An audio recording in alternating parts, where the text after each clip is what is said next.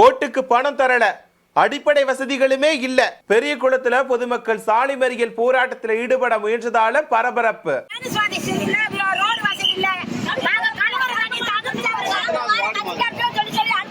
சட்டமன்ற தேர்தலை புறக்கணிப்பதா பேனர் வச்சு எதிர்ப்பு.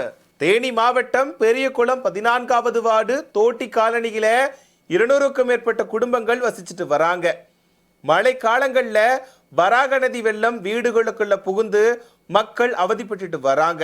இந்த நிலையில இது தொடர்பா பலமுறை புகார் அளிச்சுமே அரசு அதிகாரிகள் எந்த விதமான நடவடிக்கையும் எடுக்கல அப்படின்னு சொல்லப்படுது. இதனால ஆத்திரமடைந்த பெண்கள் திடீர்னு சாலை மறியல் போராட்டத்தில் ஈடுபட முயன்றாங்க. சம்பவ இடத்துக்கு வந்த தென்கரை காவல்துறையினர் சமாதான பேச்சுவார்த்தை நடத்தியதுக்கு அப்புறமா போராட்டம் தற்காலிகமா கைவிடப்பட்டுச்சு. இது தொடர்பா அந்த பகுதி மக்கள் என்ன சொன்னாங்க அப்படின்னா, எங்களுக்கு சாக்கடை குடிநீர் அப்படின்னு எந்த வசதியுமே இல்லை.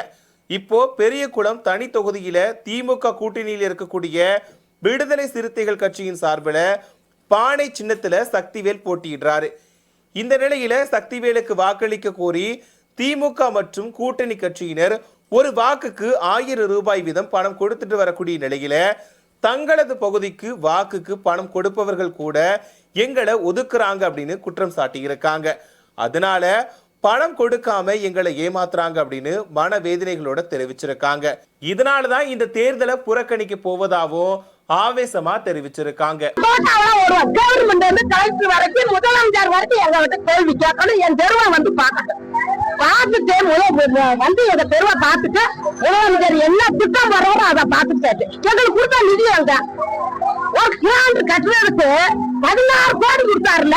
14 கோடியில 1 கோடி 2 கோடி தான் ஆகும் இந்த சாக்கடை ரோடு ஓடுறதுக்கு. இத்தனை கோடி நீங்க என்ன செஞ்சீங்க? மக்களும் நீங்க என்ன செஞ்சுக்க? எல்லா உரிமையை வச்சு நீங்க ரோடு கட்டு வர எங்கிட்ட ஓட்டு கேட்கறீங்க.